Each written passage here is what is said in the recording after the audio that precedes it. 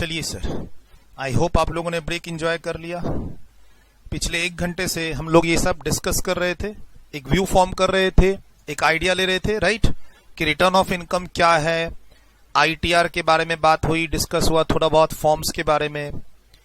और क्या है ये एक लास्ट जॉब है एसएससी की कि भाई ईयर खत्म हो चुका, सेल्फ असेसमेंट टैक्स पे करो, इंटरेस्ट लेट फी पे करो और रिटर्न फाइल करो। It is the last work being done by the tax payers. अब इसमें हम लोग ये पढ़ चुके कि ड्यू रिटर्न फाइल करना किसके किसके लिए मैंडेटरी है। इसमें तो हम लोग इनकम का लेवल देखते हैं, यहां पर हम लोग इनकम का लेवल देखते हैं, यहां भी इनकम का लेवल देखते हैं। इस केस में मैंडेटरी है और हमने एग्जाम्पल भी पढ़ लिया। इस केस में इनकम हो या लॉस, आपको रिटर्न फाइल करना मैंडेटरी है। इस केस में 3 एसएससी, फर्म, कंपनी और एलएलपी, और यहां हम लोग इनकम का लेवल देखते हैं, ठीक। और यहां मैंने काफी सारे एग्जाम्पल दिए, सेक्शन 10 का भी एग्जाम्पल दिया, सेक्शन 54 का भी दिया और चैप्टर 6 से डिडक्शन का भी दिया। यहां पर हम आपके इनकम का लेवल नहीं देखेंगे। आपके भले इनकम 1 लाख रुपए ही हो, हम यहां पर आपके 1 लाख इनकम हो, मतलब आप इस प्रोविजंस में फॉल नहीं कर रहे। सपोज करो यू आर एन इंडिविजुअल और आपकी इनकम मात्र 1 लाख रुपए है, तो आप ऊपर के प्रोविजंस में फॉल नहीं कर रहे हैं, तो हो सकता है आपको फिर भी रिटर्न फाइल करना पड़े। अगर आप इन किसी कंडीशन में फॉल करते हैं, मेनली आपका बाहर फाइनेंशियल इंटरेस्ट है किसी एंटिटी में, बाहर कोई एसेट है, बाहर कोई बैंक अकाउंट है, या आप बाहर के किसी एसेट के बेनिफिशियरी हैं।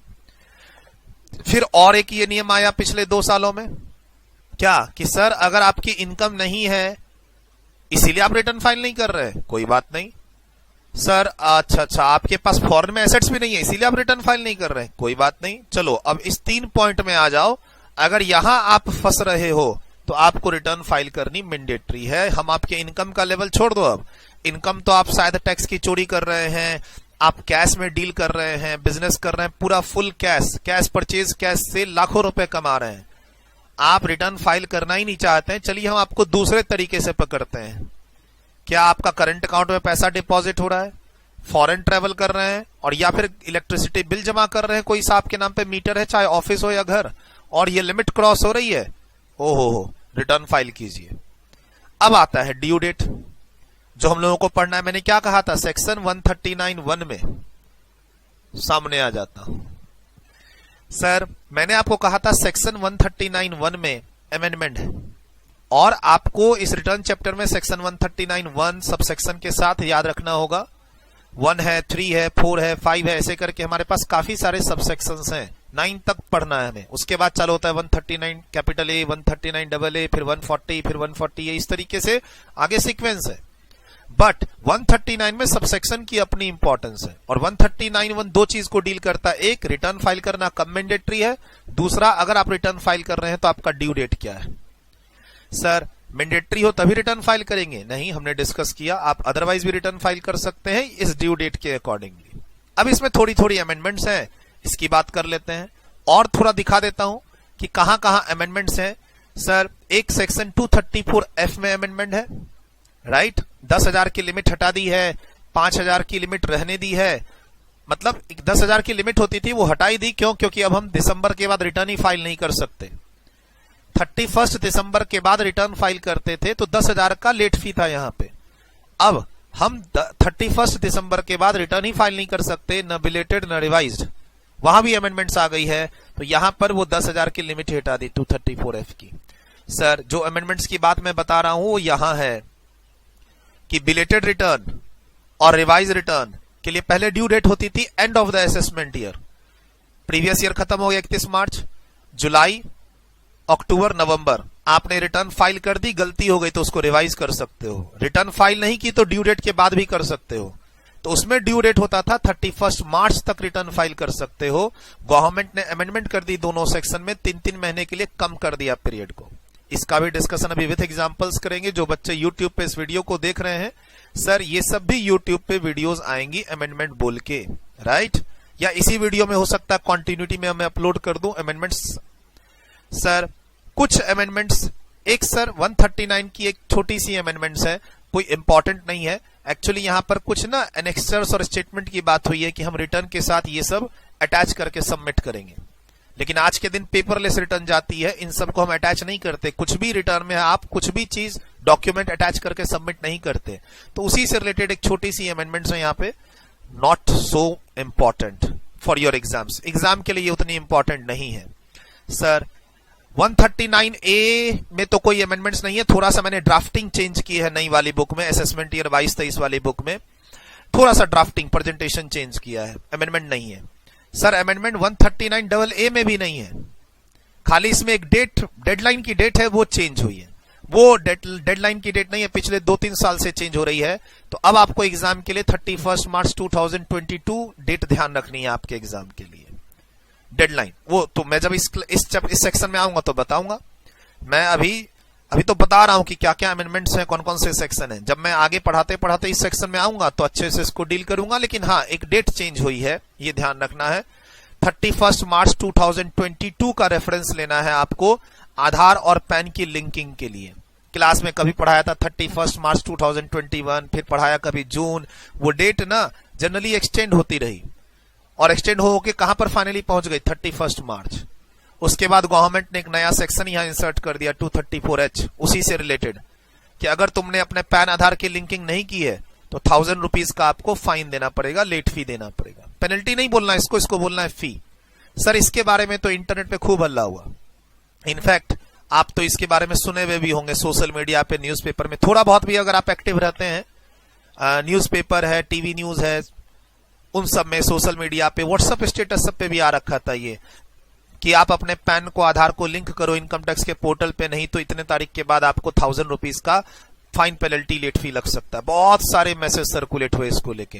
तो ये एक नया सेक्शन बोल के हमें अपने सिलेबस में पढ़ना है 234H, और मेरे हिसाब से कोई चेंजेस आगे नहीं है, कोई चेंजेस मेरे हिसाब से आगे नहीं है। ठीक, ये छोटे छोटे चेंजेस हैं जिसका डिस्कशन हमें अभी करना है। और जो बच्चे YouTube पे देख रहे हैं, अगर इतने डिस्कशन से क्लियर है तब तो ठीक है, अच्छी बात है। नहीं तो एक एक करके इन सब की डिटेल्ड डिस्कशन की क्लास YouTube पे आनी है, वहां से आप कवर कीजिएगा। बाकी अभी तो हम लोग इसको डिस्कस कर रहे हैं। क्या सर, ड्यू डेट क्लास में बहुत बार बात हुई है कि 3 तरह के ड्यू डेट हैं। छोटे मोटे एसएससी के लिए जुलाई, 31 जुलाई, और जो एक मिडिल रेंज के एसएससी हैं जिनकी टैक्स ऑडिट होती है या कंपनी है जो, या जिनकी टैक्स ऑडिट नहीं, कोई और लॉ में ऑडिट होती है, तो 31 अक्टूबर। सर ये डेट आज से 2 साल पहले 30 सितंबर में बच्चों को पढ़ाता था, क्योंकि लॉ ऐसा था। पिछले 2 साल से ये डेट कितने पे आ रखी है, 31 अक्टूबर पे।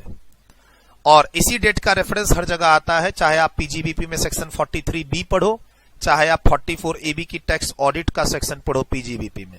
वहां क्या पढ़ते हैं, टैक्स ऑडिट 44AB में पढ़ते हैं कि टैक्स ऑडिट की रिपोर्ट आपको अपने रिटर्न फाइल के ड्यू डेट से 1 महीना पहले सबमिट करनी होगी, राइट। तो रिटर्न फाइल करते हैं 31 अक्टूबर को, टैक्स ऑडिट रिपोर्ट सबमिट करते हैं 30 सितंबर को।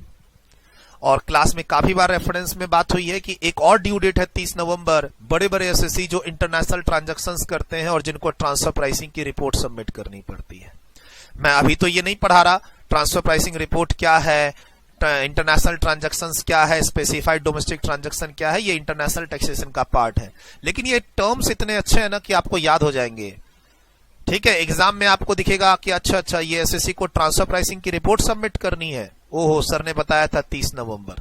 बस इतना तुमको अभी ध्यान रखना है। We are not going into transfer pricing report और इंटरनेशनल ट्रांजैक्शंस और स्पेसिफाइड डोमेस्टिक ट्रांजैक्शन। पूरे सिलेबस में, पूरे एक्ट में, सिलेबस छोड़ो, पूरे इनकम टैक्स एक्ट में स्पेसिफाइड डोमेस्टिक ट्रांजैक्शन 92BA, एक ही मतलब कुछ ट्रांजैक्शन है 2-3 तरह के, उन्हीं को बोला गया स्पेसिफाइड डोमेस्टिक ट्रांजैक्शन। सर अगर आपको एग्जाम में ये वर्ड मिलता है स्पेसिफाइड डोमेस्टिक ट्रांजैक्शन, मतलब ओहो इसके ऊपर ट्रांसफर प्राइसिंग की रिपोर्ट एप्लीकेबल है, ओहो इसका ड्यू डेट कितना होगा 30 नवंबर।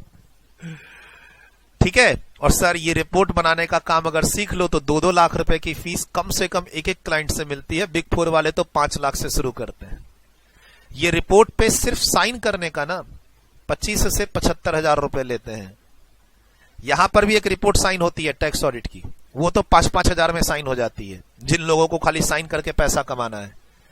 और ऐसे स्टैंडर्ड 10,000, 15,000, 20,000 रुपए मिल जाते हैं ऑडिट रिपोर्ट पे साइन करने के, नॉर्मल ऑडिट रिपोर्ट पे। सर इसको तो हम 25,000 रुपए से कम पे छुएंगे ही नहीं। मान लो कोई क्लाइंट आके बोलता है sir we are doing some international transaction, ओहो सर एक सेक्शन है 92E जिसमें बोलता है सीए से रिपोर्ट लेके आनी है। बेटा ठीक है, अकाउंट दे रहा हूं, 25,000 रुपया डाल दे, थोड़ा बहुत देखेंगे जरूर, ऐसा नहीं कि किसी गलत चीज पे साइन कर देंगे। देखो जो लोग गलत चीज पे साइन करते हैं वो तो 500 रुपए में भी कर देंगे। मैं एक स्टैंडर्ड डिस्कशन कर रहा हूं, कि मिनिमम इतना तो है ही, मैक्सिमम की कोई लिमिट नहीं है। 4 पेज का रिपोर्ट होता है एक, जो सीए साइन करता है, उसका साइन करने का खाली 25,000 से रेट आगे बढ़ता है 1 लाख रुपए तक। और वो रिपोर्ट बनाना होता है 50 पेज का, 100 पेज का, उसकी फीस 2 लाख से शुरू होती है। यहां पर अगर मैं आपको थोड़ा मोटिवेट करना चाहूं पैसे को लेके तो कर सकता हूं, ठीक है। तो काफी अच्छा काम है। सर अब मान लो आप सीए, सीएमए, सीएस में सिर्फ सीए को ये साइन करने का रिपोर्ट पावर मिला हुआ है, बनाने का तो पावर सबके पास है। सर साइन करने का पावर चलो सीए के पास है आज के दिन इनकम टैक्स एक्ट में, लेकिन इस रिपोर्ट को बनाने का पावर सबके पास है। Anybody can make this report. 25,000, 5,000 signature को छोड़ो, 2 लाख, 2.5 लाख पर काम करो ना। फिर कुछ स्टूडेंट्स मुझे बोलते हैं sir we are doing CMA, we are doing CS, we don't have a recognition in income tax act. तो ठीक है ना भाई, नहीं है तो रिटर्न फाइल करने के लिए, देखो क्लाइंट को ओपिनियन देने के लिए, क्लाइंट को टैक्स की कंसल्टेंसी देने के लिए, क्लाइंट का टैक्स का कंप्लायंस करवाने के लिए, राइट, क्लाइंट का आईटीआर फाइल करने के लिए, और क्लाइंट को पूरे साल भर सजेशन देने के लिए कोई हमें सिर्फ सीए ही चाहिए ऐसा नहीं है। सीए, सीएमए, सीएस, लॉयर सब इसमें इन्वॉल्व है। तो अगर आपको किसी भी लॉ में सिग्नेचर का पावर नहीं दिया हुआ, इसका यह मतलब नहीं कि उस लॉ का काम आप नहीं कर सकते जॉब में या प्रैक्टिस में। यह बात सबको ध्यान रखनी होगी, चाहे आप सीए स्टूडेंट हो, सीएमए स्टूडेंट हो या सीएस स्टूडेंट हो। खासकर जो बच्चे यूट्यूब पे इस वीडियो को देख रहे हैं, कभी भी डिमोटिवेट नहीं होना है कि सर इसमें तो हमें पावर ही नहीं मिला, हम कैसे काम करेंगे। अरे जिसको पावर मिला है उससे सेटिंग करो ना, एलएलपी बनाओ। देखो मुझे कंपनीज एक्ट में मान लो पावर नहीं है कुछ फॉर्म्स पे साइन करने का, ठीक, सीएस को पावर है, राइट। कुछ कॉस्ट ऑडिट से रिलेटेड मान लो पावर सीएमए को दिया हुआ है, तो एलएलपी बनाएंगे ना। भाई ये मेरा क्लाइंट है, सिग्नेचर तेरा चाहिए, 20% तेरा, 80% मेरा, क्योंकि क्लाइंट मेरा है। फॉर्म है एलएलपी, गवर्नमेंट कहती है सीए, सीएमए, सीएस मिलके एलएलपी बना सकते हैं। तो अगर सीएस को सीए चाहिए तो 20% मेरा, 80% तुम्हारा। अगर सीए को सीएमए, सीएस चाहिए, अरे क्लाइंट का काम करना है, किसी जगह पर सीएस का सिग्नेचर चाहिए, किसी जगह पर सीएमए का सिग्नेचर चाहिए, गलत साइन नहीं कर रहे हैं, काम परफेक्ट करेंगे विद इन द लॉ रह के, जेल नहीं जाना है, डिग्री नहीं खोनी है। लेकिन जब पॉइंट है कि जब मेरा क्लाइंट है और हम लोग पार्टी है, पार्टनर है, एक एलएलपी फॉर्म कर रखे हैं, तो जब क्लाइंट मेरा साइन तुम्हारा होता है ना, तो 20% 80% का रेशियो चलता है। वैसे ही जब क्लाइंट तुम्हारा रहेगा, काम तुम सारा करोगे, खाली साइन मैं करूंगा। देखो साइन ऐसा नहीं कि मैं किसी गलत चीज पे कर दूंगा, प्रोफेशनली हम लोग सब मिल के उसको डिसाइड करेंगे कि ये काम कैसे करना है। बट चूंकि क्लाइंट तुम्हारा, इसलिए तुम्हारा रेशियो ज्यादा रहेगा। Firm LLP, take opportunity. Sir एक मिथ है, मिथ कि मुझे इस एक्ट में रिकॉग्निशन नहीं मिला, कोई कहता है मुझे इस एक्ट में रिकॉग्निशन नहीं मिला, कोई बोलता है मुझे इस एक्ट में रिकॉग्निशन नहीं मिला। पता चला एलएलबी, लॉयर सारे काम कर रहा है, सारे एक्ट के काम कर रहा है वो। कोई बात नहीं ना, हम कौन सा साइन कर रहे हैं, हम तो कंसल्टेंसी देंगे, लिटिगेशन करेंगे। आ जाओ, कोई भी एक्ट आ जाओ सामने आ जाओ।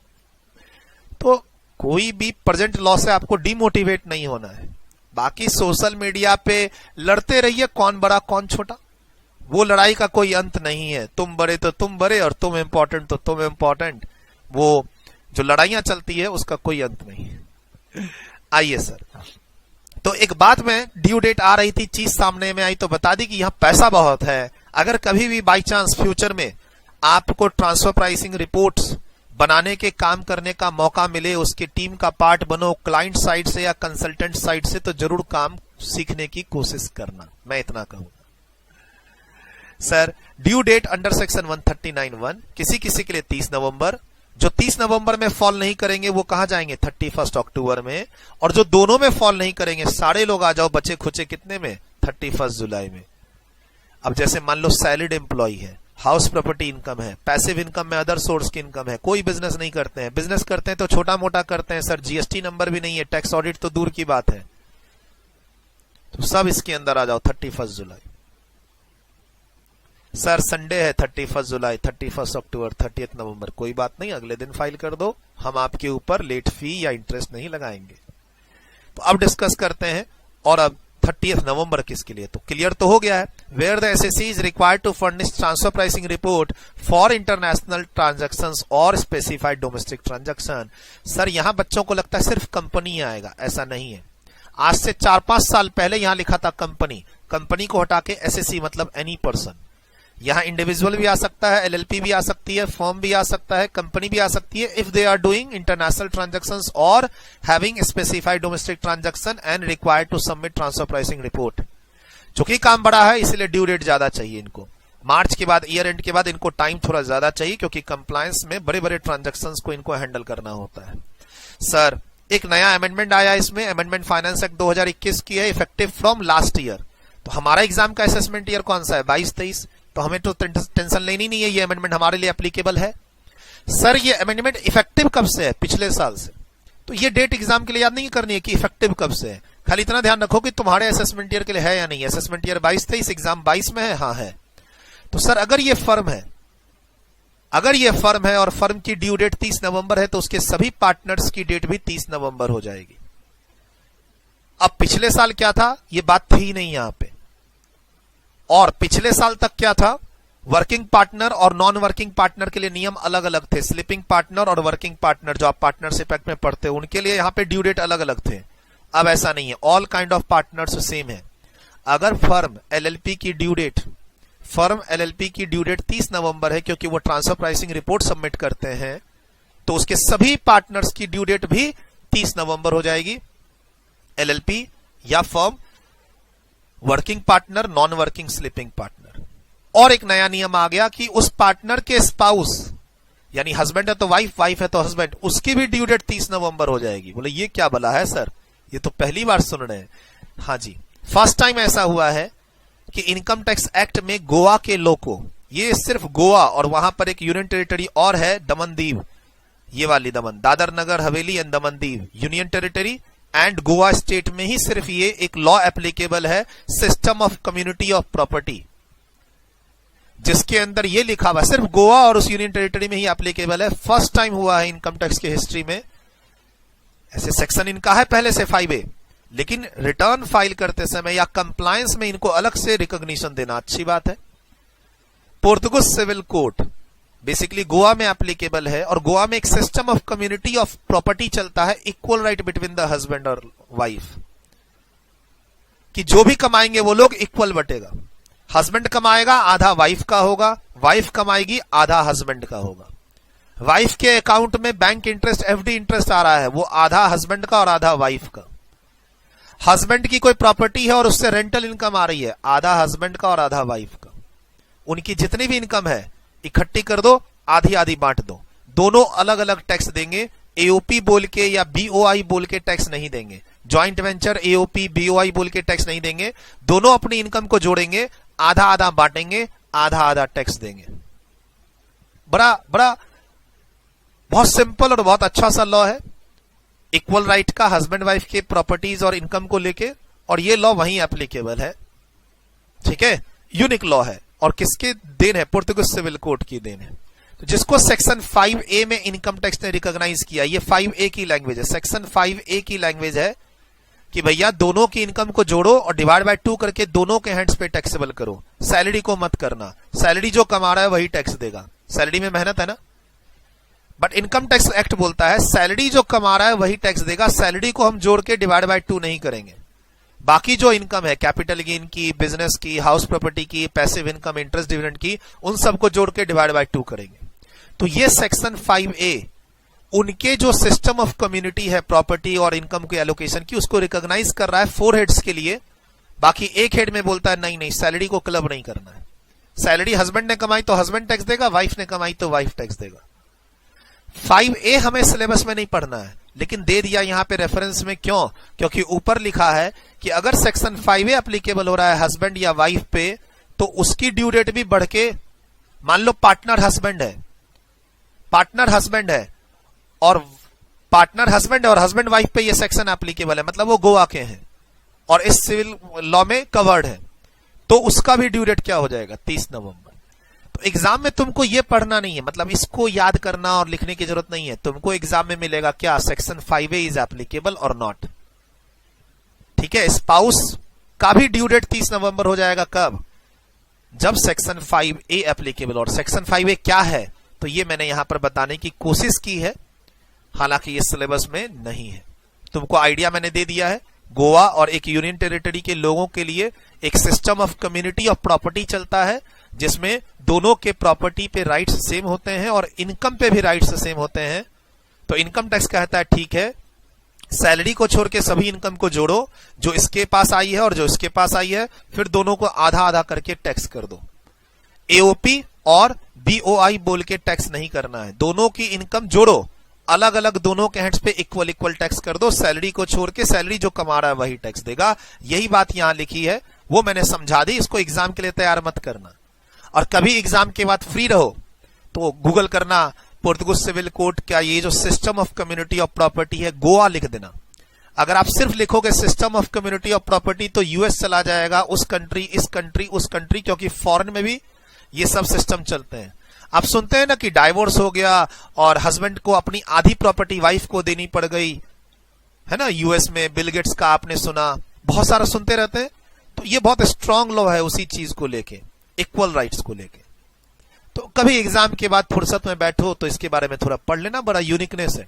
और आज के दिन आईटीआर जब फाइल करते हैं तो उसमें ये पूछ भी रहा है कि क्या आप पोर्तुगीज सिविल कोड के अंदर कवर्ड हैं। तो मान लो ऑफिस में काम कर रहे हो, आईटीआर फाइल कर रहे हो और उसमें तुम देखो, तो अब तुम सवाल किससे पूछोगे, ये है क्या आईटीआर में, ये क्या आ रखा है, सर ये आईटीआर में क्या पूछ रहा है, Portuguese civil code system of community of property क्या है ये। तो अगर एग्जाम के बाद फुर्सत में रहो तो इसके बारे में थोड़ा पढ़ लेना। अभी काम नहीं है, अभी जितना काम था वो मैंने बताया आपको। सर तो अब आइए, सर मैं इंटरनेशनल ट्रांजैक्शन नहीं कर रहा ना, मैं स्पेसिफाइड डोमेस्टिक ट्रांजैक्शन कर रहा हूं, ट्रांसफर प्राइसिंग रिपोर्ट से मेरा दूर दूर तक कोई लेना देना नहीं है। तो आइए 31 अक्टूबर में लाते हैं आपको, क्योंकि आप कंपनी है। बोला सर कंपनी यहां आएगी, हाँ, तो मतलब यहां कंपनी नहीं है, नहीं है, 31 जुलाई कंपनी के लिए हो ही नहीं सकता। सर कंपनी ऊपर आ सकती है, हाँ आ सकती है। अगर नवंबर में ना आई तो हर कंपनी को 31 अक्टूबर में आना पड़ेगा। 1% company, listed, unlisted, private, public, closely held, widely held, जो भी पढ़ते हैं सब इसी में आएगी, कंपनी सब इसी में आएगी, चाहे ऑडिट हो या ना हो, कंपनी चाहे ऑडिट हो या ना हो इसी में आएगी। मान लो कोई कंपनी है जिसको हाउस प्रॉपर्टी की इनकम हो रही है 31 अक्टूबर, ऑडिट होना जरूरी नहीं है कंपनी के लिए, ऑडिट होना जरूरी नहीं है। एक कंपनी है जिसके पास सिर्फ हाउस प्रॉपर्टी की इनकम है, बिजनेस इनकम है ही नहीं, छोड़ो ऑडिट की बात तो छोड़ो, बिजनेस इनकम है ही नहीं, कंपनी जिसके पास सिर्फ हाउस प्रॉपर्टी इनकम है, 31 अक्टूबर का ही ड्यू डेट होगा। ठीक, कंपनी इसमें आ गई।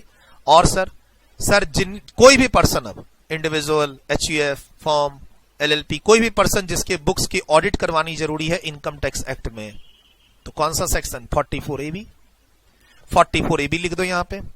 सर कोई भी पर्सन, कोई भी एसएससी यानी एनी पर्सन, कंपनी होगा सिर्फ ऊपर में, नहीं सर, यहां कंपनी को छोड़ के बाकी सब, क्योंकि कंपनी तो यहां आ गई है। सर जिसके बुक्स की ऑडिट होनी है, मतलब सेक्शन कौन सा, 44AB।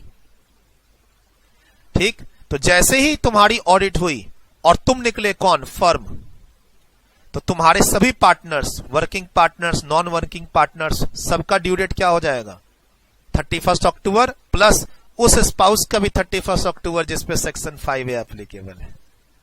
बाकी सब किस में आ जाओ, 31 जुलाई में सैलरी वाले, एचपी इनकम वाले, जिनका बिजनेस से कोई लेना देना नहीं, बिजनेस है तो ऑडिट से कोई लेना देना नहीं। आपका बिजनेस है लेकिन ऑडिट नहीं कर रहे हैं, ऑडिट एप्लीकेबल ही नहीं है, तो 31 जुलाई। हाउस प्रॉपर्टी इनकम है, सैलरी इनकम है, 31 जुलाई। पैसिव इनकम, डिविडेंड इंटरेस्ट है, 31 जुलाई। ऑडिट होती है तो 31 अक्टूबर, बहुत बार क्लास में बोला हुआ है। और ये तो मस्त है सर, फर्म की या एलएलपी की ऑडिट होती है तो उसके वर्किंग और नॉन वर्किंग पार्टनर सब आ जाएंगे कहां, 31 अक्टूबर में, प्लस स्पाउस भी 31 अक्टूबर में आ जाएगी पार्टनर की, अगर सेक्शन 5A, वही गोवा और पोर्तुगीज लॉ वाली बात अगर एप्लीकेबल है तो। अब हम चलते हैं एग्जाम्पल में। डिस्कशन तो हो गया, डिस्कशन तो हो गया, हम चलते हैं एग्जाम्पल में। आप देख लो यहां कुछ ऐड करना है क्या? कुछ भी यहां पर नहीं है ऐड करने के लिए। यहां कुछ लिखना है तो देख लो, एग्जाम्पल के थ्रू अच्छे से और समझेंगे। चलिए सर एग्जाम्पल देख लेते हैं क्या कहता है। Due date section 139(1) any assessee, चाहे आप कोई भी हो, मैंने पहले ही लिख दिया, एनी एसएससी चाहे आप कोई भी हो, इंडिविजुअल, कंपनी, फर्म, अगर आप इंटरनेशनल ट्रांजैक्शंस करते हैं या फिर स्पेसिफाइड डोमेस्टिक ट्रांजैक्शन करते हैं जिसमें आपको ट्रांसफर प्राइसिंग की रिपोर्ट सबमिट करनी पड़ती है 92E में, रिपोर्ट नहीं सबमिट करने पर 1 लाख रुपया का फाइन लगता है और ये रिपोर्ट सीए से लेके देनी पड़ती है क्योंकि इनकम टैक्स एक्ट में हर जगह सीए को रिकॉग्निशन दी हुई है। सर इन सब केस में ड्यू डेट क्या हो जाएगी 30 नवंबर, और हम बात किसकी कर रहे हैं, प्रीवियस ईयर 21-22, असेसमेंट ईयर 22-23 की, तो ड्यू डेट हो जाएगा हमारा कितना 30 नवंबर 2022, क्योंकि हमारा प्रीवियस ईयर कहां खत्म होता है 31 मार्च 2022 में। ठीक, क्लियर। और प्लीज ध्यान रखना, कभी भी तुमको ट्रेनिंग पीरियड में इस पे काम करने मिले तो जरूर करना। कभी भी तुमको ट्रेनिंग पीरियड में अगर इस एरिया में काम करने को मिले तो जरूर काम करना, बहुत पैसा है। मैंने अभी कंपैरिजन किया था, नॉर्मल टैक्स ऑडिट का अगर फीस 5,000 रुपए है तो ट्रांसफर प्राइसिंग की रिपोर्ट 4 पेज की है, साइन करने का फीस 25,000 रुपए है और रिपोर्ट बनाने की फीस तो 2 लाख से स्टार्ट होती है। तो आर्टिकलशिप में ट्रेनिंग पीरियड में कभी भी आपको इस सब पे काम करने का मौका मिले, या फिर आप जॉब कर रहे हैं, इंडस्ट्री में है और आपको टैक्स की टीम में इन सब पे काम करने का मौका मिले तो जरूर काम कीजिएगा, सीखिएगा, बहुत पैसा है। चलिए sir, due date is always 30th November. अब अगर फर्म है और फर्म को ट्रांसफर प्राइसिंग की रिपोर्ट सबमिट करनी है या एलएलपी, तो फर्म की ड्यू डेट भी 30 नवंबर, उसके सभी पार्टनर्स की ड्यू डेट भी 30 नवंबर और साथ में स्पाउस की भी डेट 30 नवंबर हो जाएगी अगर सेक्शन 5A इज एप्लीकेबल। और वो कब अप्लाई होता है, when husband and wife are governed by the system of community of property Portuguese law applicable to Goa and 1 union territory। Clear.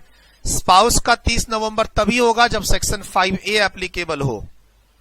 आप बाकी के स्टेट या कोई एग्जाम, जब तक क्वेश्चन ना कहे तब तक स्पाउस पे आप कुछ मत बोलना 30 नवंबर वाली बात, ठीक है। पूछेगा स्पाउस तो स्पाउस 30 नवंबर नहीं जाएगा अनलेस स्पाउस सेक्शन 5A में कवर्ड हो।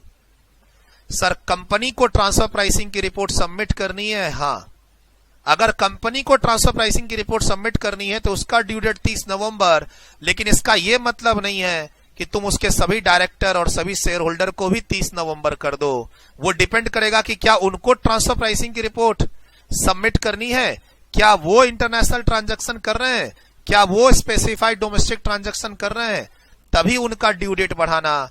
जैसे फर्म का बढ़ा तो पार्टनर का भी बढ़ा, वैसे कंपनी का बढ़ा तो डायरेक्टर का भी बढ़ा, ऐसे नहीं होता है। सर कंपनी का बढ़ा तो मुकेश अंबानी का भी बढ़ जाएगा, ऐसे नहीं होता है, नॉट एप्लीकेबल। फर्म और एलएलपी का कॉन्सेप्ट कहीं और मत लगा देना, फर्म और एलएलपी ओनली, ये वाला कॉन्सेप्ट। अब आप सोचोगे यही कॉन्सेप्ट मैं एओपी और मेंबर पे लगा दूं, तो वो काम नहीं करना है। यही कॉन्सेप्ट मैं बीओआई और मेंबर पे लगा दूं, तो वो काम नहीं करना है आपको। प्लीज ध्यान रखना, प्लीज ध्यान रखना, ठीक, क्लियर। और अब आता है कंपनी। मैंने क्या बोला, कंपनी का 2 ही ड्यू डेट हो सकता है, 30 नवंबर या 31 अक्टूबर। जुलाई में कंपनी नहीं जा सकती। और अगर तुम इंडिविजुअल एसएससी हो या कोई और SSC, HUF firm, LLP etcetera, company को छोड़ के, तो तुम तीनों में जा सकते हो। ट्रांसफर प्राइसिंग की रिपोर्ट 30 नवंबर, टैक्स ऑडिट करवा रहे तुम्हारे बुक्स का 31 अक्टूबर, नहीं तो क्या 31 जुलाई। तुम कहीं भी जा सकते हो। सर इधर आना, सर मैं मिस्टर ए हूं, मैं एक फर्म में पार्टनर हूं और फर्म की बुक्स की ऑडिट होती है सर, कौन से सेक्शन में, 44 AB PGBP की क्लास। तो सर फर्म का ड्यू डेट 31 अक्टूबर और उसके पार्टनर का भी ड्यू डेट 31 अक्टूबर। ठीक, क्या ध्यान रखना, फर्म का ड्यू डेट भी 31 अक्टूबर और उसके सभी पार्टनर्स का भी due date 31 October, even if mister is a non working partner. जुलाई लिखने की कोशिश ना करना, ठीक है, क्लियर। और टीपी रिपोर्ट यहां लग रही है क्या? नहीं सर, टीपी रिपोर्ट लगती तो 30 नवंबर की बात करते। बोला सर एक बात बताओ, फर्म की बुक्स ऑडिट हो रही है और टीपी रिपोर्ट एप्लीकेबल नहीं है, ऑडिट कौन से सेक्शन में हो रही है? 44AB में। ट्रांसफर प्राइसिंग के प्रोविजन एप्लीकेबल नहीं है, तो ड्यू डेट 31 अक्टूबर फर्म का, उसके वर्किंग पार्टनर का भी 31 अक्टूबर, उसके नॉन वर्किंग पार्टनर का भी 31 अक्टूबर, स्पाउस ऑफ पार्टनर्स का भी 31 अक्टूबर हो सकता है अगर section 5A is applicable. Sir मैं मिस्टर ए हूं, प्रोफेशनल पर्सन, मेडिकल से रिलेटेड, मेरे प्रोफेशन की रिसीट, डॉक्टर का काम करता हूं, क्लिनिक चलाता हूं, 70 लाख है प्रीवियस ईयर 21-22 में। 70 लाख का मतलब तुम्हारा रिसीट 50 लाख से ऊपर है, मतलब तुमको 44AB अप्लाई हो गया, मतलब तुम्हारा ड्यू डेट 31 अक्टूबर हो गया। सर इतना ध्यान रखना पड़ेगा हमें एग्जाम के लिए? हाँ जी, एग्जाम के लिए तुमको अपने 44AB की लिमिट याद रखनी होगी। 44AB टैक्स ऑडिट होता है 1 करोड़ पे, 10 करोड़ पे, प्रोफेशनल पर्सन हो तो 50 लाख पे, और ऑडिट होता है तो ड्यू डेट क्या होती है? 31 अक्टूबर। तो क्वेश्चन एग्जाम में इनडायरेक्टली रिसीट को लेके आ सकता है कि तुम्हारी सेल्स 8 करोड़ है, ड्यू डेट क्या होगा बताओ रिटर्न फाइल करने का? तुम्हारी सेल्स 12 करोड़ है, बिजनेस चला रहे हो, बताओ रिटर्न फाइल करने का ड्यू डेट क्या होगा? तो तुमको अपनी सेल्स को 44AB से लिंक करते हुए ड्यू डेट पे जाना होगा 31 अक्टूबर। सर मेरी सैलरी इनकम है 5 करोड़, बताना तो सर। तो सैलरी वाला तो हमेशा 31 जुलाई में ही रहेगा ना, बिजनेसमैन तो है नहीं। 5 करोड़ पे क्या मैं तुम्हारे ऊपर ऑडिट कहां लगा दूं पॉइंट? सर बिजनेसमैन तो हो नहीं ना कि मैं ऑडिट का पॉइंट लगाऊं तुम्हारे ऊपर। सैलरी तुम 15 करोड़ कमा लो, 20 करोड़ कमा लो, 31 जुलाई में ही रहोगे, सैलरी में ऑडिट का पॉइंट होता ही नहीं है। और से हाउस प्रॉपर्टी इनकम है तुम्हारे पास, ऑडिट के पॉइंट नहीं होते।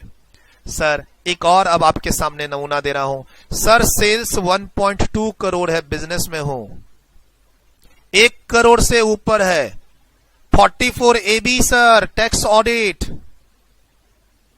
लेकिन बगल में क्या लिखा है? 44AD is opted. Sir sales up to 2 crore हो, पढ़ाया हुआ है BGBP, सेल्स अगर अप टू 2 करोड़ हो तो you can opt for 44AD, और जब 44AD ऑप्ट करते हैं तो टैक्स ऑडिट अप्लाई नहीं होती है, ऐसा पढ़े हम लोग। अगर आप 44AD ऑप्ट कर लेते हैं, 44AD प्रिजम्पटिव बेसिस, और उसी में रहते हैं 8 और 6% पे प्रिजम्पटिव इनकम निकाल के टैक्स पे करते हैं, तो ऑडिट की जरूरत नहीं होती, और ऑडिट की जरूरत नहीं होती तो क्वेश्चन इंडिविजुअल का है 31 जुलाई 2022। तो सर 44AD वाला 31 अक्टूबर में जाएगा ही नहीं, ऑडिट होती ही नहीं है। सर कंपनी रहे तो सेल्स मत देखना, क्योंकि कंपनी का ऑलवेज 31 अक्टूबर या फिर 30 नवंबर है, कंपनी जुलाई में जा ही नहीं सकती है। यहां मेरे एग्जाम्पल भी खत्म। अब हम लोग मूव करेंगे नेक्स्ट पेज पे, बट इसको लिख लीजिए जितना मैंने यहां एग्जाम्पल दिया है।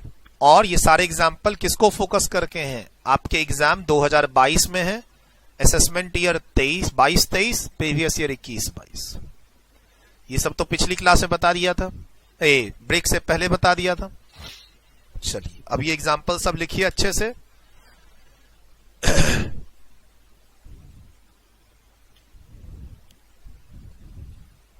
डन, वीडियो रोक के लिखा, डन,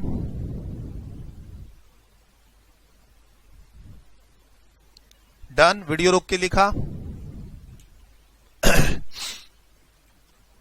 डन, वीडियो रोक के लिखा, done, next,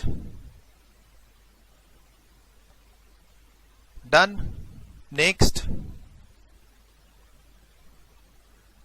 done, next, done, next, done. ठीक, चलिए सर अब हम लोग चलते हैं नेक्स्ट कॉन्सेप्ट, नेक्स्ट पेज पे। हमारा page number 1 complete, page number 2 complete, return chapter, latest book, जो बच्चे YouTube पे इस वीडियो को देख रहे हैं डिस्क्रिप्शन जरूर देखें और टेलीग्राम चैनल को ज्वाइन करें। वहां सारे नोट्स, सारे PDF, latest notes, latest book, latest PDF, latest volume सारे शेयर है।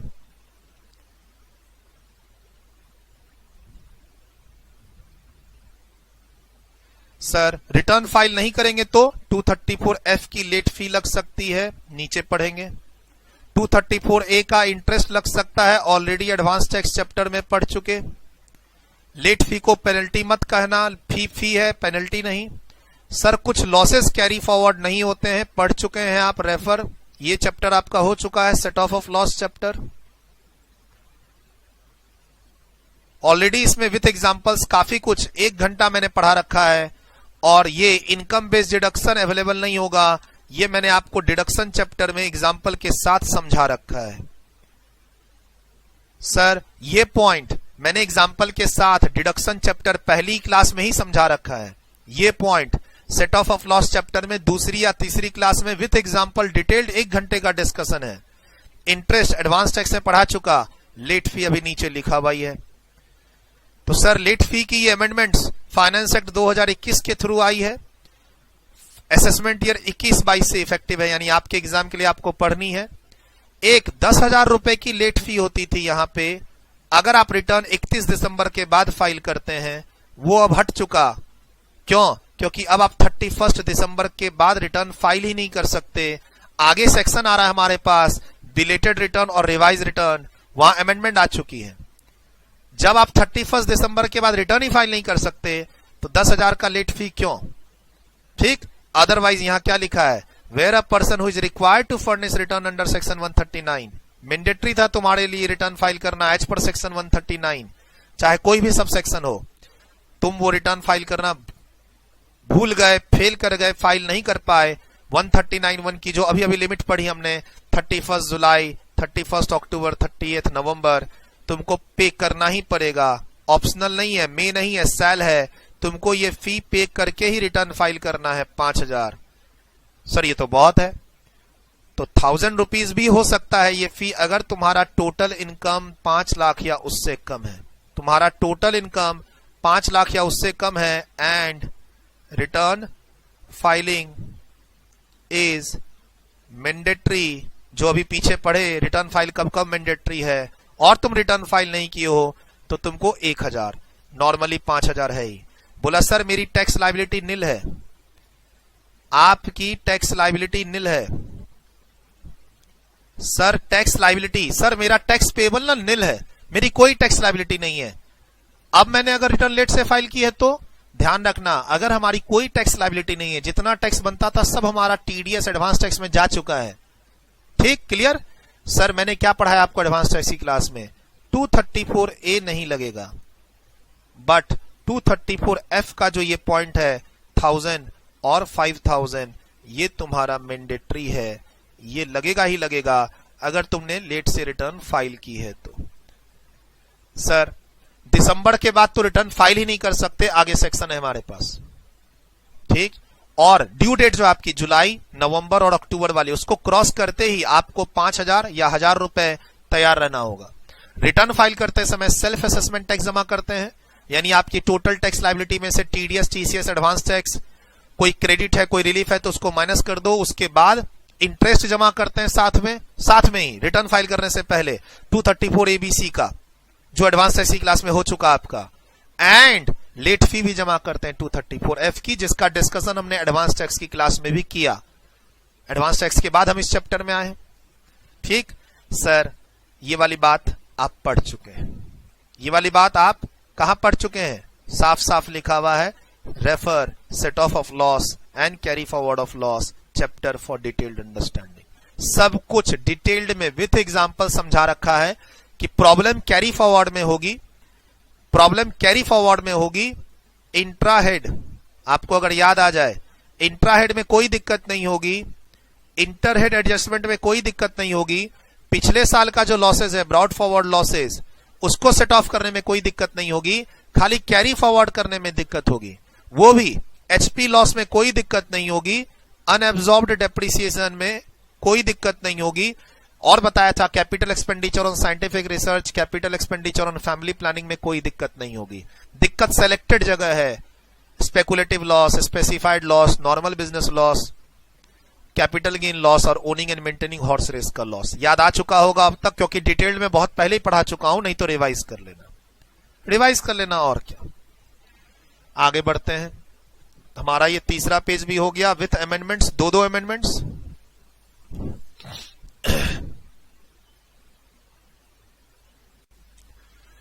चलिए सर, पढ़ा आप लोगों ने, इसको करें स्टार्ट। बहुत सिंपल है, एग्जाम्पल दूंगा उसी चीज को रिकॉल करने के लिए। तुम यहां से भी पढ़ोगे रिवीजन में तो तुमको याद आ जाएगा, तो मेरे एग्जाम्पल देखोगे तो याद आना ही आना है। ठीक है सर। बिलेटेड रिटर्न, क्लास में बहुत बार बात हो चुकी है कि अगर हम जो हमारी ड्यू डेट है, ROI return filing due date, जो अभी अभी पढ़ी हमने 31 जुलाई, 31 अक्टूबर और 30 नवंबर, उस ड्यू डेट के बाद अगर आप रिटर्न फाइल करते हो तो उस रिटर्न को बिलेटेड रिटर्न बोलते हैं।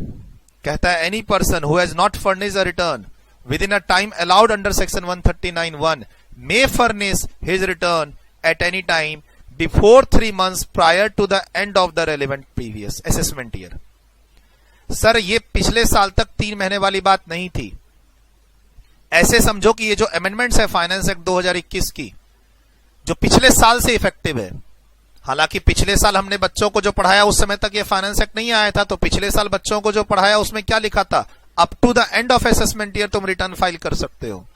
बट अब गवर्नमेंट ने 3 महीना इसको कम कर दिया। गवर्नमेंट कह रही है कि तुमको हम मार्च तक का टाइम देते हैं रिटर्न फाइल करने का ना, तो हमारा असेसमेंट ना फिर डिले होता है, चेकिंग होता है। तुम रिटर्न फाइल करते हो, फिर हम उसको प्रोसेस करते हैं, उसको फिर हम देखते हैं कि उसमें कितना टैक्स बकाया है, फिर हम असेसमेंट करते हैं, तो आगे ना डिले होता है। और अब काफी चीजें ऑनलाइन हो चुकी हैं, you are also ready, I am also ready, मतलब तुम भी अपने डेटा के साथ रेडी हो, मेरा सर्वर भी रेडी है, रिटर्न फाइल करो। क्यों टाइम चाहिए ज्यादा? तो ड्यू डेट तुमको मार्च के बाद अप्रैल, मई, जून, जुलाई, 4 महीने का टाइम है। 31 जुलाई में रिटर्न फाइल करो।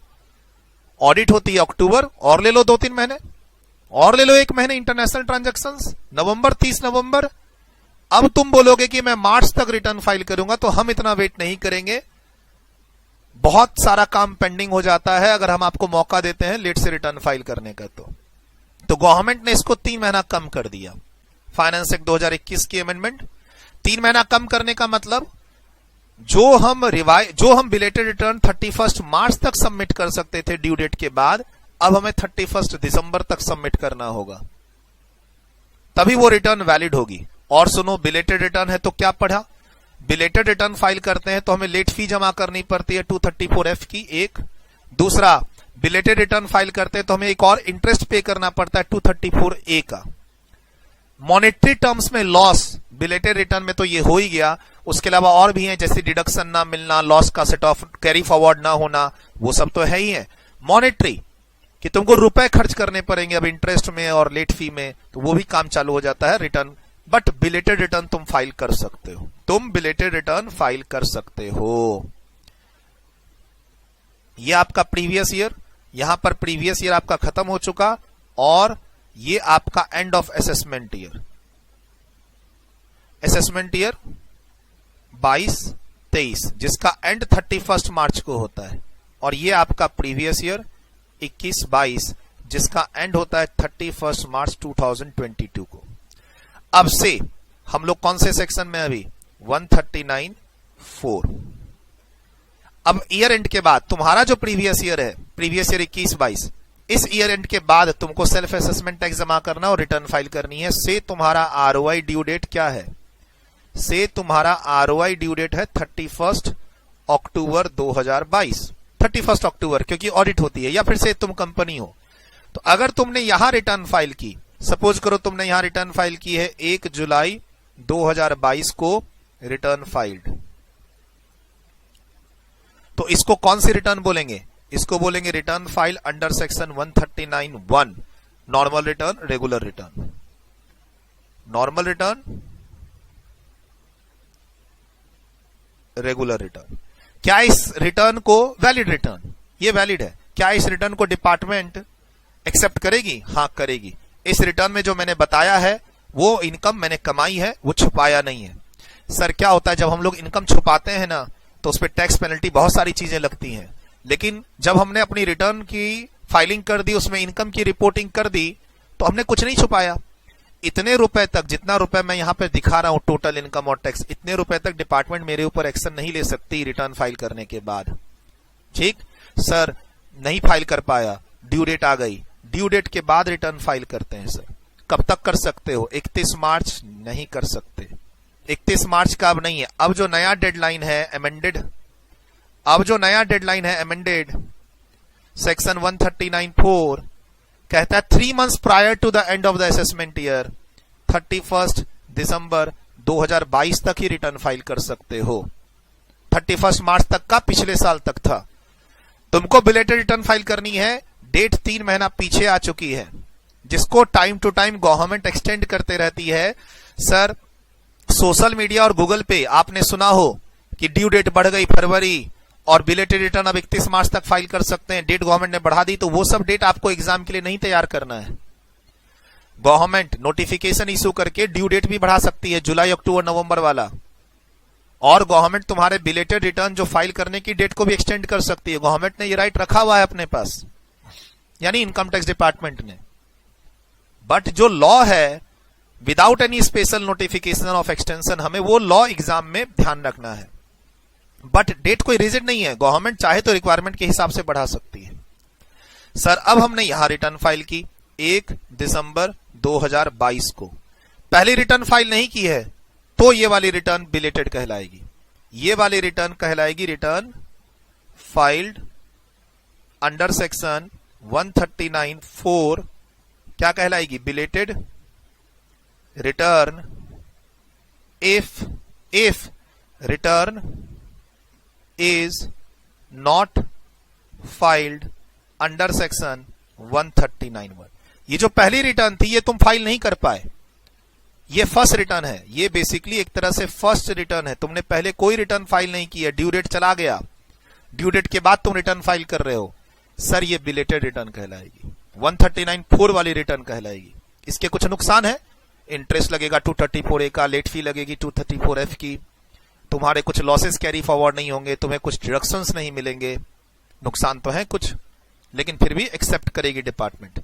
अब तुम चाहते हो थोड़ा और आगे निकलना, तुम और एक डिग्री आगे निकलना चाह रहे हो, तुम फाइल करना चाह रहे हो अपनी रिटर्न कब? 15 जनवरी 2023 को। फर्स्ट रिटर्न तुम अपनी फाइल करना चाह रहे हो अंडर सेक्शन 139(4). सर तुम 31 दिसंबर के बाद रिटर्न फाइल करना चाह रहे हो, पहले ये 31 मार्च तक कर सकते थे, अब अमेंडमेंट के बाद तुम रिटर्न नहीं फाइल कर पाओगे 31 दिसंबर के बाद, 3 months prior to the end of the assessment year. Sir not a valid return. तुम ये रिटर्न जो फाइल कर रहे हो आफ्टर 31 दिसंबर 2022, ये रिटर्न फाइल हो भी गई तो एक्सेप्ट नहीं होगी। एक, तुम ऑनलाइन फाइल नहीं कर पाओगे, सर्वर मना कर देगा तुमको, ऑनलाइन पोर्टल बोलेगा ये not a valid return, date खत्म हो गया, ये रिटर्न फाइल नहीं कर सकते। पोर्टल पे ये चीज आ चुकी है, ऑनलाइन रिटर्न में पोर्टल पे ये चीज आ चुकी है। तुम असेसमेंट ईयर सेलेक्ट करोगे, वो डेट पिक करेगा, तुमको बोलेगा no we can not accept it, और से मैनुअली एक्सेप्ट कर लिया। किसी कारण से सर्वर मान लो ये चीज नहीं देखा और एक्सेप्ट कर लिया, तुमने सोच लिया रिटर्न तुम्हारी फाइल हो गई, तो वो रिटर्न वैलिड नहीं होगी। उस रिटर्न में जो भी तुमने कुछ बताया है डिपार्टमेंट को, तुमने क्या कमाया नहीं कमाया, वो सब डिपार्टमेंट बोलेगी कि तुमने हमें बताया नहीं। बताना होता तो 139(1) में बताते, बताना होता तो 139(4) में बताते। तो क्या ध्यान रखना, बिलेटेड रिटर्न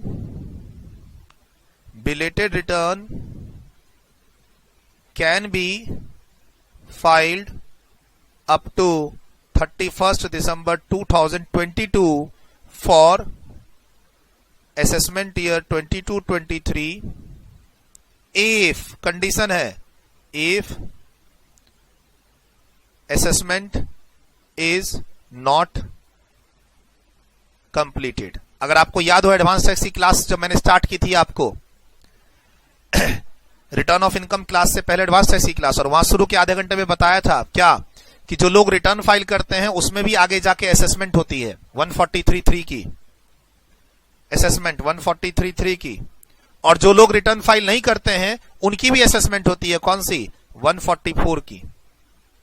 तुमने रिटर्न फाइल नहीं की है, तुम्हारा असेसमेंट भी नहीं हुआ है, तुमने रिटर्न फाइल नहीं की है, तुम्हारा असेसमेंट भी नहीं हुआ है, तभी तुम 31 दिसंबर तक रिटर्न फाइल कर सकते हो। सर 143.3 तो यहां लगेगा नहीं। अगर हम रिटर्न फाइल नहीं करते हैं तो डिपार्टमेंट हमारा असेसमेंट कर सकती है, कौन से सेक्शन में, 144 में।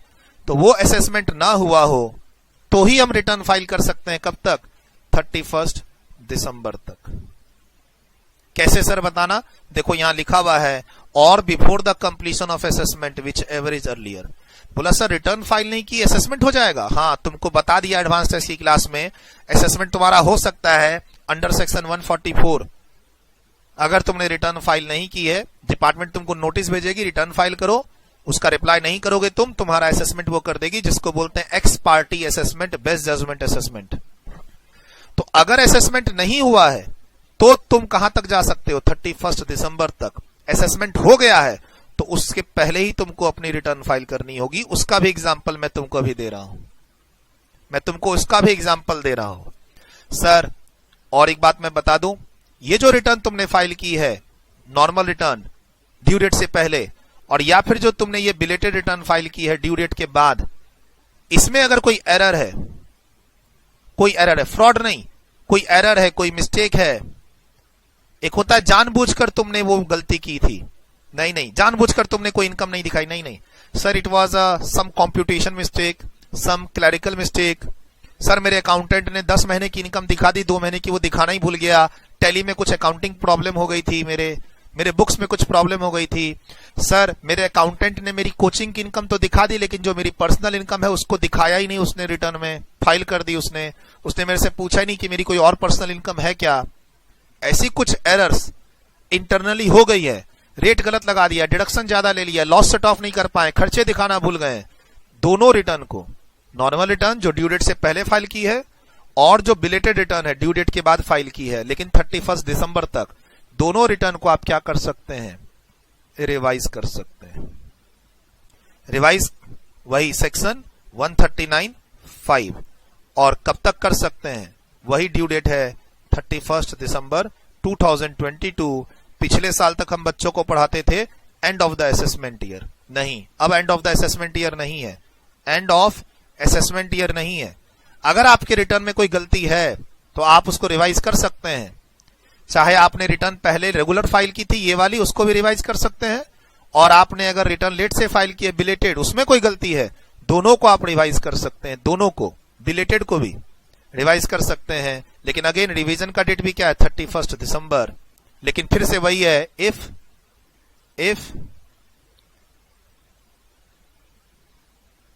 असेसमेंट, इफ नो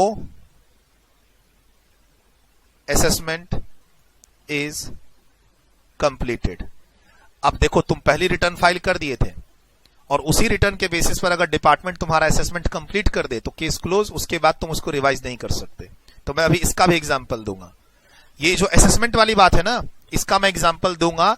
ऐसे डेडलाइन रिवाइज रिटर्न और बिलेटेड रिटर्न की, दोनों की, जो पिछले साल तक 31 मार्च थी end of the assessment year, वो अब 3 महीने कम हो गई है, 31 December of the same assessment year. मतलब नवंबर वाला जो बंदा है उसको 1 ही महीने का मौका मिलेगा। जो तुम्हारी मान लो ट्रांसफर प्राइसिंग की रिपोर्टिंग है और तुम 30 नवंबर को अपनी रिटर्न फाइल करते हो, तो उसके पास सिर्फ 1 ही महीना है रिवाइज करने के लिए और या फिर से बिलेटेड रिटर्न फाइल करने के लिए। कोई भी आदमी 31 दिसंबर के बाद रिटर्न फाइल नहीं कर पाएगा अनलेस गवर्नमेंट उस डेट को एक्सटेंड करे, और अगर गवर्नमेंट डेट एक्सटेंड करती भी है तो वो हमारे सिलेबस में नहीं है, वो एग्जाम के लिए रेलेवेंट नहीं है कि सर हमने तो सुना था कि डेट बढ़ के 31 मार्च हो गई थी, लेकिन वो अपने को एग्जाम के लिए नहीं पढ़ना है।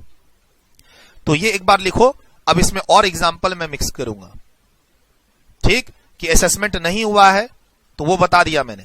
सर यहां असेसमेंट नहीं हुआ है, फिर से मैं रिपीट कर दूं, तुम्हारा असेसमेंट नहीं हुआ है और तुम्हारे रिटर्न फाइल करने का ड्यू डेट क्या है, 31 अक्टूबर। तुमने रिटर्न फाइल कर दी है 1 जुलाई, तो ये नॉर्मल रिटर्न है, रेगुलर रिटर्न है, not a belated return and it is acceptable return. ठीक, ड्यू डेट के बाद फाइल की हो, असेसमेंट नहीं हुआ, डिपार्टमेंट की तरफ से कोई एक्शन नहीं हुआ है, ड्यू डेट के बाद तुम फाइल कर सकते हो। कब तक? 31 दिसंबर तक। उसको डिपार्टमेंट एक्सेप्ट करेगी, असेसमेंट नहीं हुआ है, ठीक। लेकिन तुम चाह रहे हो 31 दिसंबर के बाद रिटर्न फाइल करना, कब? 15 जनवरी 2023 को 139(4) की। ये एक्सेप्टेबल नहीं है, वैलिड नहीं है, चाहे डिपार्टमेंट का असेसमेंट हुआ हो या नहीं हुआ हो। असेसमेंट नॉट रेलिवेंट, यहां पे असेसमेंट नॉट रेलिवेंट। तो ये जो मैंने डेडलाइन दी है आपको, वो सब दी है कि असेसमेंट अगर नहीं हुआ है तो। अच्छा, अब इन सब रिटर्न में तुमको गलतियां हो गई, एरर हो गया, मिस्टेक हो गया, तो इन दोनों रिटर्न को तुम रिवाइज कर सकते हो। रिवाइज रिटर्न का मतलब पहले तुमने रिटर्न फाइल कर रखी है, चाहे वो 139(1) की हो और या फिर 139(4) की। सर, चाहे तुम 139(1) वाली रिटर्न है उसको रिवाइज कर सकते हो, और चाहे तुम 139(4) वाली रिटर्न है उसको भी रिवाइज कर सकते हो। सर, हमने एक लॉस वाली रिटर्न फाइल की थी, क्या हम उसको रिवाइज कर सकते हैं? हाँ सर, लॉस की रिटर्न भी 139(1) वाली ही रिटर्न है, उसको भी रिवाइज कर सकते हैं। कोई भी रिटर्न अगर तुमने फाइल की है, सपोज करो पॉलिटिकल पार्टी को एक रिटर्न फाइल करनी पड़ती है सेक्शन 139(4) में, उसको भी रिवाइज कर सकते हैं। हाँ। बोला सर, रिवाइज करने के बाद दोबारा रिवाइज कर सकते हैं? हाँ सर, एक बार रिटर्न फाइल की, देखो ध्यान से सर, एक बार मैंने ये रिटर्न फाइल की 139(1) की मैंने रिटर्न फाइल की है सर 1 जून 2022 को फॉर असेसमेंट ईयर 22-23। सर, इसमें एरर है, क्या मैं इसको रिवाइज कर सकता हूं? करो ना। सर, मैंने इसको रिवाइज कर दी, कब? मान लो मैंने सर कर दी इसको 15 दिसंबर को। कर सकते हैं रिवाइज सर? यस, कर सकते हो। प्लस सर, इसमें फिर एरर निकल गया, फिर एरर निकल गया सर, इसमें एक और गलती हो गई, दोबारा रिवाइज कर दें सर? कर सकते हो, लेकिन कब तक?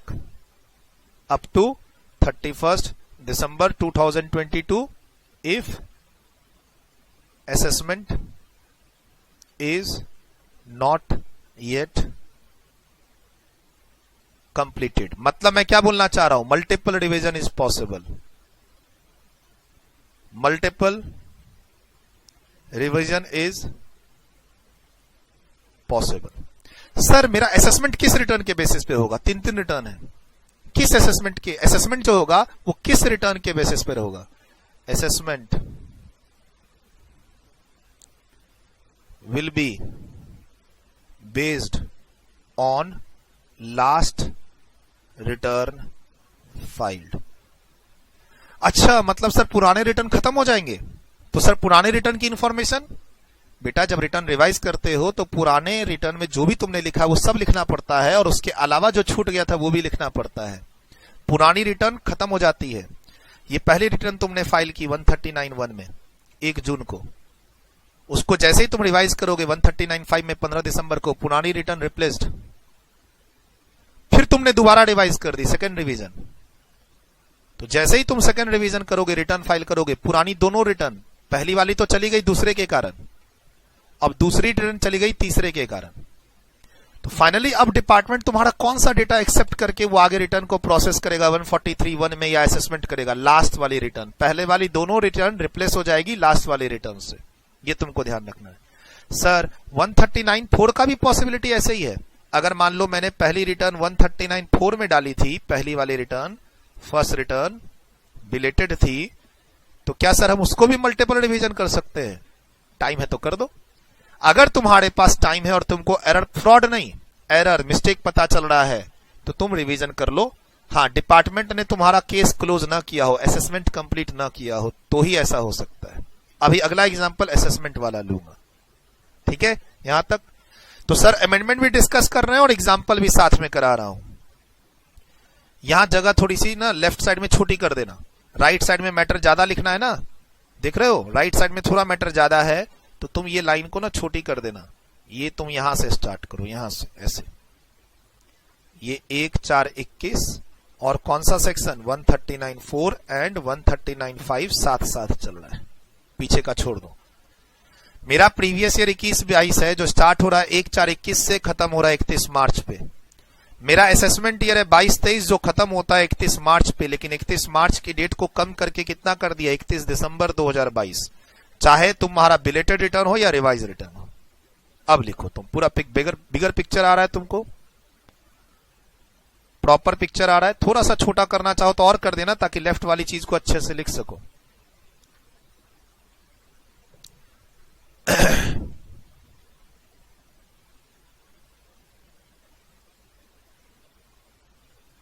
इकतीस दिसंबर के बाद ना तो तुम बिलेटेड रिटर्न फाइल कर सकते हो, ना फाइल की भी रिटर्न को तुम रिवाइज कर सकते हो as per the amended law.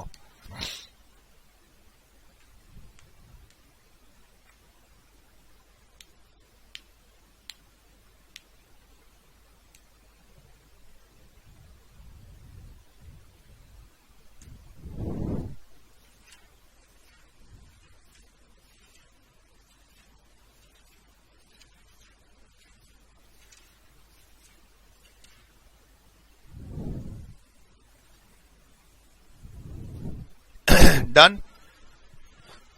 Video रोक के लिखा, थोड़ा सा आगे चलें।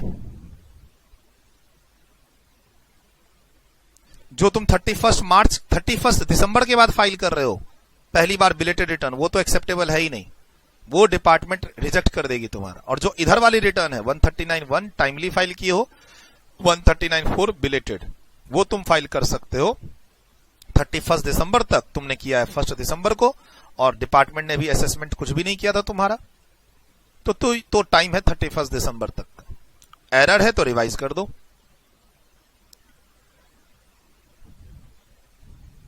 डन।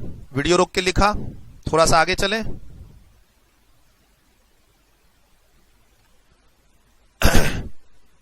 जब रिटर्न फाइल नहीं करते हैं तो डिपार्टमेंट हमारा असेसमेंट जो करती है वो 144 में करती है, जिसको बोलते हैं ex parte assessment. X parte assessment, और कहते हैं बेस्ट जजमेंट असेसमेंट।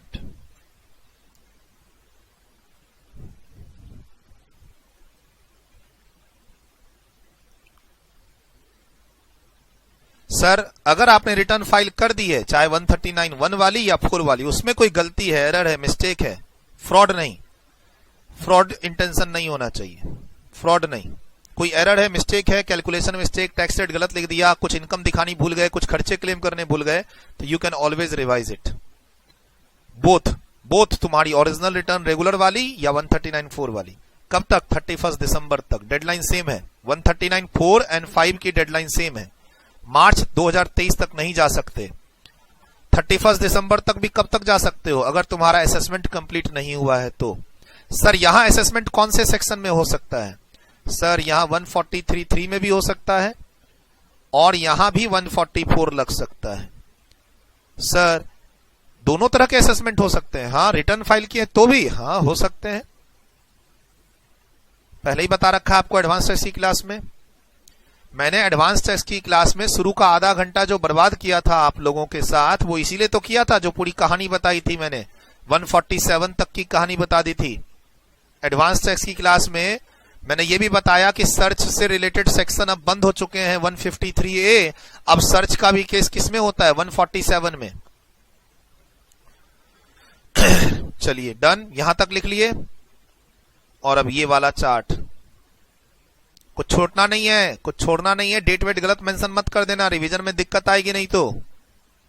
22 को 21 नहीं, और 22 को 23 नहीं, 23 को 24 नहीं। ये भी बताया मैंने, एक रिटर्न फाइल करने के बाद कितनी बार रिवीजन कर सकते हैं, अगर you have a genuine reason.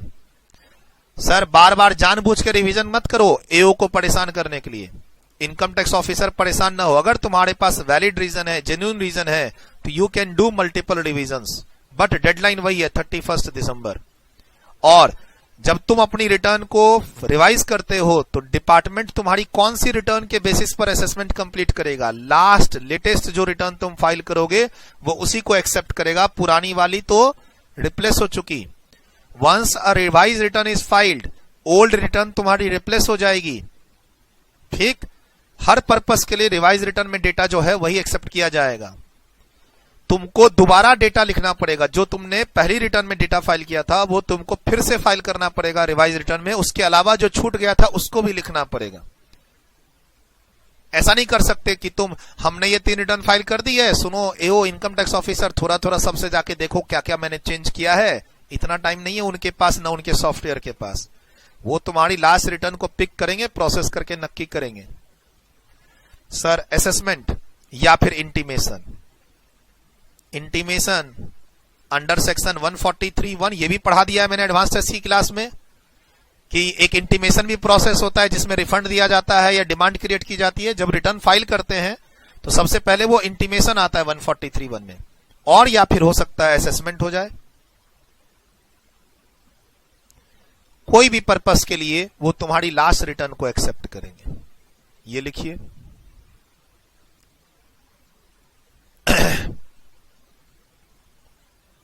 Done, done, video रोक के लिख लिया। Sir mister A ROI due date under section 139(1) is 31st July 2022 for assessment year 22-23। ठीक, assessment is completed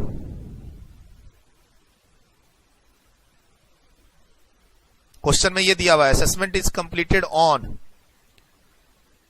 5 दिसंबर 2022। तुम रिटर्न फाइल, तुम मिस्टर ए हो या से LLP या से कंपनी, तुम्हारे रिटर्न फाइल करने की ड्यू डेट, अब इंडिविजुअल तो जुलाई में जा ही सकता है, तो रिटर्न फाइल करने की ड्यू डेट 31 जुलाई है फॉर असेसमेंट ईयर 22-23। और एक इंफॉर्मेशन दे रखी है असेसमेंट इज कंप्लीटेड ऑन 1 दिसंबर। अब इस मिस्टर ए की कौन कौन सी रिटर्न कब कब फाइल हुई है, तो अब मैं बता रहा हूं। Return is filed on case A. अगर मान लो इस पर्सन ने रिटर्न फाइल की थी 1 जुलाई 2022 को, तो ये वैलिड है और ये 139(1) वाली रिटर्न है। अगर इस पर्सन ने रिटर्न फाइल की है मान लो कब, जुलाई के बाद लेकिन 5 दिसंबर से पहले, से कब 11 नवंबर 2022 को, तो ड्यू डेट के बाद है और असेसमेंट से पहले, ये भी वैलिड है। और कौन सी रिटर्न कहलाएगी, 139(4) की। लेकिन अब तुम बोलोगे कि सर असेसमेंट के बाद मैं रिटर्न फाइल करूंगा 15 दिसंबर 2022 क्योंकि मेरी डेडलाइन 31 दिसंबर है, क्योंकि मेरी डेडलाइन बिलेटेड रिटर्न फाइल करने की 31 दिसंबर है। नहीं, अब 31 दिसंबर नहीं है क्योंकि असेसमेंट हो गया। असेसमेंट के बाद अगर रिटर्न फाइल करोगे तो not a valid return as it is filed after assessment. तो सर लास्ट कब तक फाइल कर सकते हैं, ये भी मैं बता दूं। 5 तारीख नहीं, 5 को असेसमेंट कंप्लीट हुआ है ना, तो 1 दिन पहले तक तुम रिटर्न फाइल कर सकते थे। ये एक्सेप्टेबल है, ये एक्सेप्टेबल है, वैलिड है। और कौन सी रिटर्न कहलाएगी, 139(4) की। 5 दिसंबर को असेसमेंट हुआ है कंप्लीट, असेसमेंट ऑर्डर जो पास हुआ है उसकी डेट 5 दिसंबर है। 5 दिसंबर की डेट नहीं मिलेगी, 1 दिन पहले की डेट मिलेगी। असेसमेंट नहीं हुआ है तो 31 दिसंबर, असेसमेंट हो गया है तो उसके 1 दिन पहले।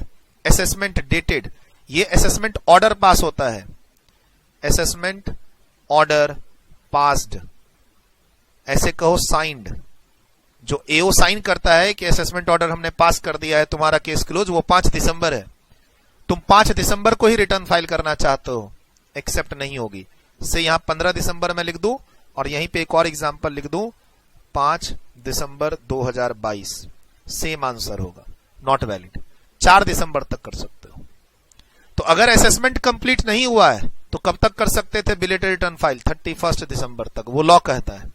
और असेसमेंट हो गया है तो 1 day before, 1 day before the assessment. क्या ध्यान रखना, 1 डे बिफोर द असेसमेंट जो भी रिटर्न तुम फाइल करोगे वो एक्सेप्टेबल होगा, या रिवाइज करोगे तो एक्सेप्टेबल होगा। चलो मैं रिवीजन का भी एग्जांपल करा देता हूं, ये तो हो कम से कम, ये हो गया डन। क्वेश्चन में ऐसा आएगा सर लिखा हुआ, आएगा असेसमेंट कंप्लीशन का डेट लिखा हुआ आएगा। बोला सर कंप्लीशन की डेट तो क्वेश्चन में दिखी नहीं थी, मैंने 2-3 बार पढ़ा। 2-3 बार पढ़ने की जरूरत ही नहीं थी, तुमको तो ऊपर वाला लॉ लगाना था, ये वाला। यहां असेसमेंट नहीं कंप्लीट हुआ अरे असेसमेंट कंप्लीट होगा तो क्वेश्चन कहेगा डेट, डेट नहीं दिया मतलब असेसमेंट नहीं कंप्लीट हुआ, और असेसमेंट कंप्लीट नहीं हुआ तो जाओ ना 31 दिसंबर तक, क्या टेंशन है, मार्च तक मत जाना, मार्च का लॉ खत्म। लिखिए इसको। अब एक और एग्जांपल दूंगा रिवाइज रिटर्न का, तो वो आपका रिवाइज रिटर्न का भी प्रोसेस कंप्लीट हो जाएगा।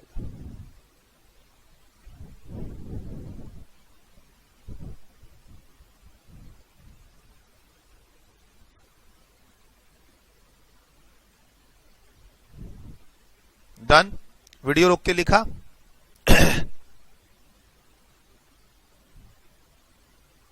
डन। वीडियो रोक के लिखा।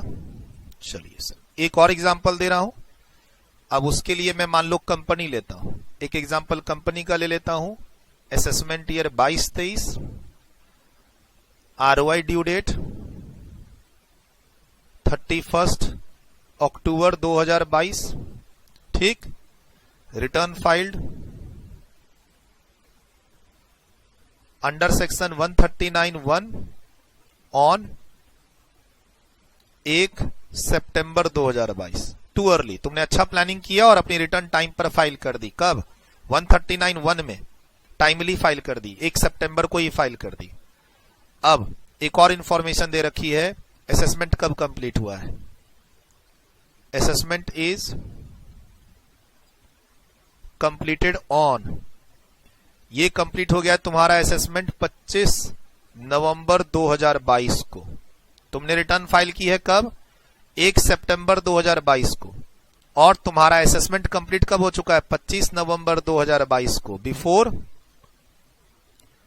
31 दिसंबर 2022। तो अब तुम्हारा डेडलाइन रिवीजन करने का 31 दिसंबर नहीं हो सकता।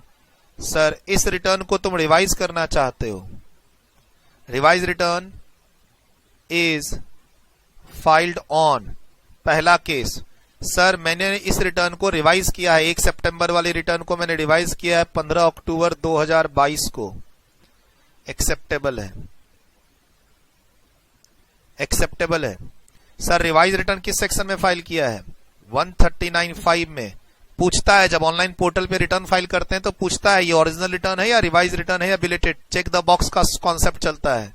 तो 139(5) 15 अक्टूबर एक्सेप्टेबल है। सर मैंने असेसमेंट कब हुई है? 25 नवंबर को, मैंने 24 नवंबर को फाइल की है सर, 24 नवंबर को, असेसमेंट से ठीक एक दिन पहले, एक्सेप्टेबल है, वैलिड है, वैलिड रिटर्न है, वैलिड रिवाइज रिटर्न है, इसको एओ एक्सेप्ट करेगा और रिवीजन जो असेसमेंट होगा वो इसी के बेसिस पे होगा। Assessment will be completed considering this revised return, या फिर ये वाला जो भी तुमने रिटर्न रिवाइज की, जब भी रिटर्न रिवाइज की। लेकिन अब तुम बोलते हो नहीं सर मेरे पास तो डेडलाइन 31 दिसंबर की है, मैं तो डेडलाइन पे रिवाइज करूंगा। Not a valid revise return. Sir अगर मैं एक दिन आगे उसी दिन करूं जिस दिन असेसमेंट हुआ है तो भी not a valid revise return. Assessment कब हुआ है?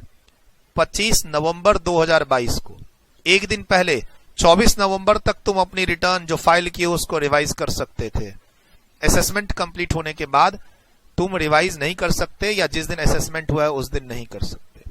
बोला सर अगर इसी में मेरा अगर असेसमेंट चेंज कर देता हूं सर, ये बी बना देता हूं इसको, और ये वहां पे जो आपने पढ़ाया इसको ए बना देता हूं। सर बी, अगर मान लो मेरा असेसमेंट कंप्लीट हुआ है, असेसमेंट इज डिपार्टमेंट की तरफ से असेसमेंट इज कंप्लीटेड ऑन 25 मार्च 2023, और अब मैं रिटर्न को रिवाइज करना चाहता हूं, ये वाली रिटर्न को अब मैं रिवाइज करना चाहता हूं सर, अब बताना तो सर मैं इस रिटर्न को रिवाइज कर सकता हूं 1 दिसंबर 2022 को? यस कर सकते हो। सर एक बात बताना, अब मैं इस रिटर्न को रिवाइज कर सकता हूं 31 दिसंबर 2022 को? कर सकते हो। बोला सर असेसमेंट तो हुआ नहीं है, असेसमेंट तो 25 मार्च को हुआ है, तो क्या मैं 20 मार्च 2023 को इसको रिवाइज कर सकता हूं? नहीं कर सकते। क्यों? क्योंकि तुम्हारी डेडलाइन जो है वो 31 दिसंबर है, उसके बियॉन्ड तो तुम रिवाइज कर ही नहीं सकते। 31 दिसंबर कम हो सकता है अगर असेसमेंट पहले हुआ है तो, आगे तो बढ़ ही नहीं सकते। Whichever is earlier, whichever is earlier, ये वाली डेट 31 दिसंबर और ये वाली date whichever is earlier.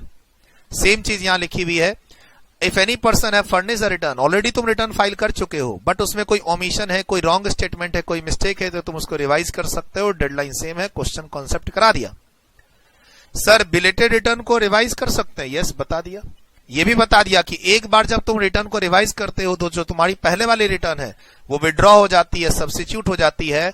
एओ जो आगे असेसमेंट करेगा, तुमको जो इंटीमेशन भेजता है डिपार्टमेंट 143(1) में, वो इसी रिवाइज रिटर्न के बेसिस पर भेजेगा। ओरिजिनल रिटर्न को वो टच नहीं करेगा। टच कर लिया तो उसको स्क्रैप कर देगा, क्योंकि तुमने रिवाइज रिटर्न फाइल कर दी है। बोला सर ये क्या कह रहा है? इसको मैं भी एक एग्जांपल के थ्रू समझा रहा हूं। लास्ट एग्जांपल है, बस आज की क्लास यहीं पे रोकेंगे, अगला कॉन्सेप्ट अगली क्लास में करेंगे। ये रिटर्न ऑफ इनकम चैप्टर की पहली क्लास। इसको पहले लिख लीजिए, काफी अच्छा एग्जांपल दिया है मैंने, काफी मेहनत की है आपके लिए, दोनों बता दिया। असेसमेंट नहीं हुआ, देख रहे हैं कहां से मेहनत करनी चालू की है हैं? और तुम होते हो कि सर फास्ट ट्रैक क्लास में पढ़ा दो। कैसे पढ़ाऊं इतनी चीजें फास्ट ट्रैक क्लास में और है ना रिविजनरी क्लास में? सर पॉसिबल नहीं है मेरे लिए, मेरे जैसे टीचर के लिए तो पॉसिबल नहीं है। हर टीचर की अपनी खूबी होती है, मेरे में वो खूबी नहीं है, सीधी सी बात। I am accepting the truth, मेरे में वो खूबी नहीं है, बस काम खत्म। मेरी आदत ना हर एक चीज को हर एक एग्जाम्पल से लिंक करके पढ़ाने की है, और मैं अपने बच्चों को बोलता हूं समरी बनाओ और क्लास टेस्ट दो, बस। इसके बाद ना नहीं है, मेरे में खूबी नहीं है। I can not go for an marathon classes और से रिविजनरी बैचेस, पॉसिबल नहीं है मेरे जैसे। मैं मेरे लिए पॉसिबल नहीं, चाहे और कोई करे। बोला सर ये टीचर कर रहे हैं, वो टीचर कर रहे हैं, वो टीचर कर रहे हैं, करे भाई करे। आज के दिन मेरे लिए पॉसिबल नहीं है। मैं बिना इतने सारे एग्जाम्पल के कोई चीज डिलीवर कर ही नहीं सकता, आदत है मेरी, मैं क्या करूं। मैं बिना एग्जाम्पल के, बिना इतने डिटेल डिस्कशन के कोई चीज डिलीवर नहीं कर पाऊंगा। और अगर मैं ये डिलीवर कर रहा हूं तो मैं फिर मैराथन नहीं बना पाऊंगा, मेरा मैराथन फिर 80 घंटे का होगा। ठीक है, तो जो मेरी स्ट्रैटेजी है, पढ़ो, रिवीजन करो, क्लास समरी बनाओ, क्लास टेस्ट दो, बात खत्म। वो मेरी स्ट्रैटेजी है।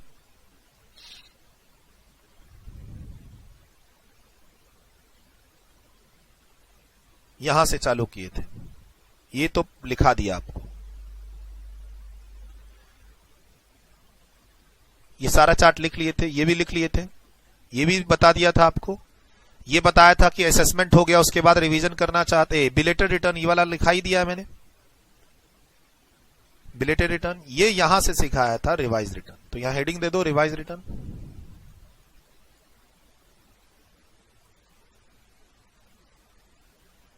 चलो, क्लास के अंदर ही सेक्शन सब सेक्शन याद हो रहे हैं, इतनी बार डिस्कस हो रहा है। वीडियो रोक के लिख लिया, डन। वीडियो रोक के लिख लिया, कंप्लीट करो, डन। वीडियो रोक के लिख लिया, डन। चलिए सर, अब ये छोटा सा पॉइंट है, इसको समझने के लिए क्या करना है। बहुत अच्छा पॉइंट है ये। सर मिस्टर ए ने असेसमेंट ईयर 2022-23 के लिए, जिसके लिए उसका आरओआई ड्यू डेट 31 जुलाई 2022 है, मिस्टर ए ने अपनी जो फर्स्ट रिटर्न है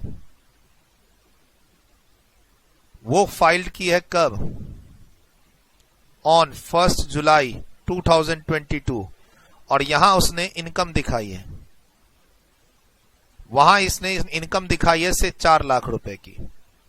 ठीक, मिस्टर ए ने असेसमेंट ईयर 22-23 के लिए आरओआई जिसकी ड्यू डेट है 31 जुलाई, अपनी पहली रिटर्न अंडर सेक्शन 139(1) में टाइमली फाइल की है, इसलिए 139(1) जिसमें उसने इनकम दिखाई है 4 लाख रुपए।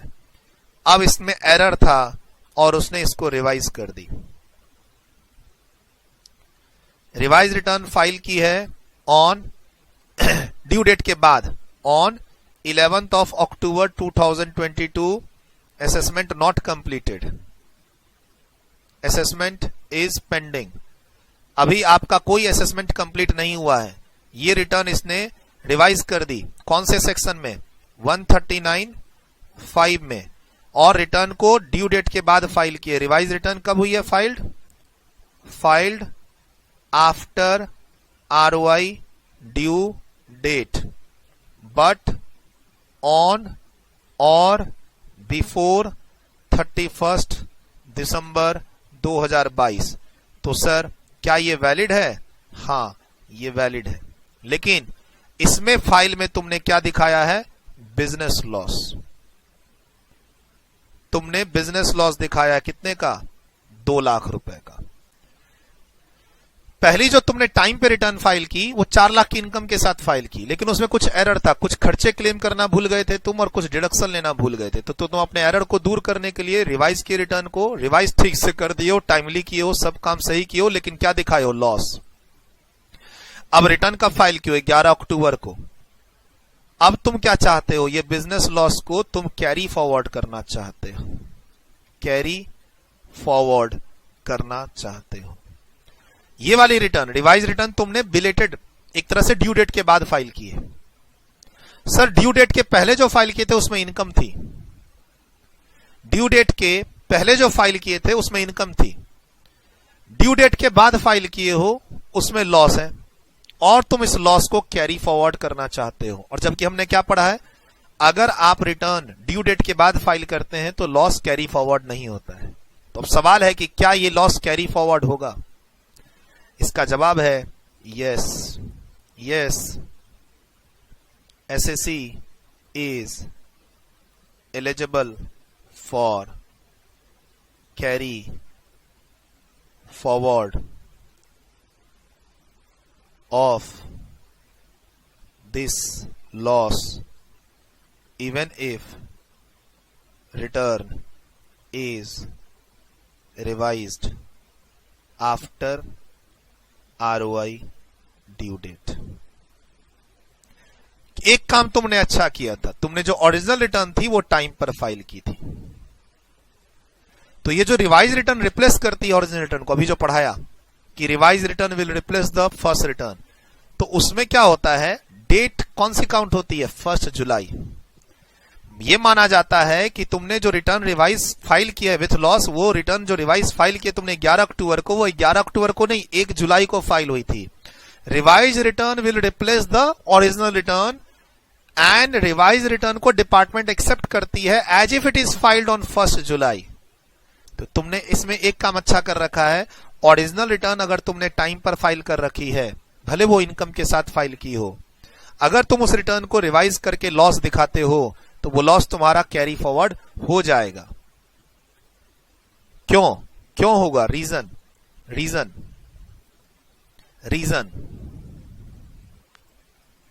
रिवाइज्ड रिटर्न विल रिप्लेस और सब्स्टिट्यूट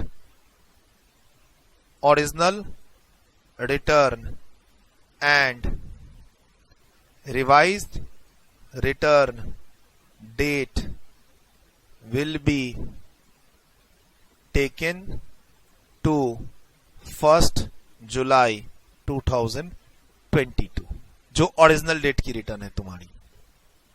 और जैसे ही 1 जुलाई हुआ वो 31 जुलाई से पहले, और लॉस है, लॉस को कैरी फॉरवर्ड करो। यही बात यहां लिखी हुई है। क्या ना लॉस रिटर्न भी revised?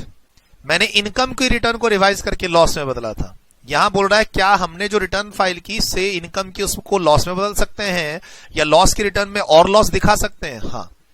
SSC file a loss return, later it revise it and claims enhance amount of loss.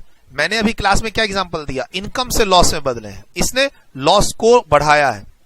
तो बोलता है according to section 139(3) once a return is filed, all the provision of this act shall apply as if this return is filed under section 139(1).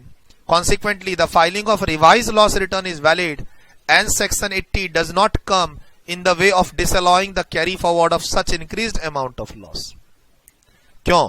क्योंकि जो हम return को revise करते हैं 139(5) में, वो मेरी ओरिजिनल रिटर्न को जाकर रिप्लेस करता है, यहां लिखा हुआ है, और डेट पुरानी वाली ले लेता है, और उसके लॉस को हम कैरी फॉरवर्ड कर सकते हैं।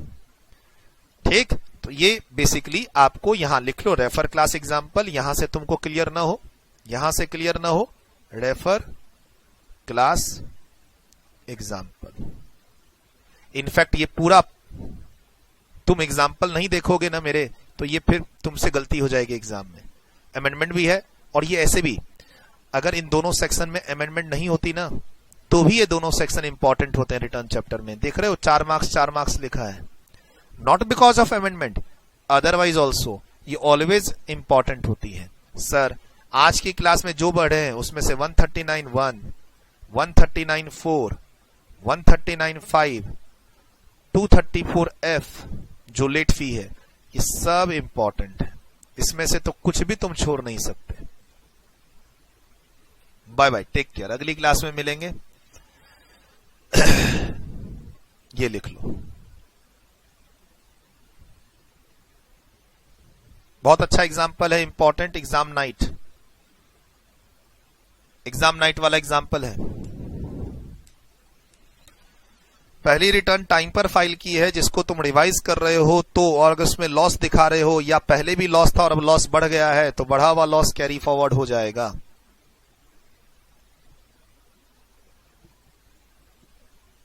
डन। वीडियो रोक के लिखा, डन, वीडियो रोक के लिख लिया, डन, वीडियो रोक के लिखा।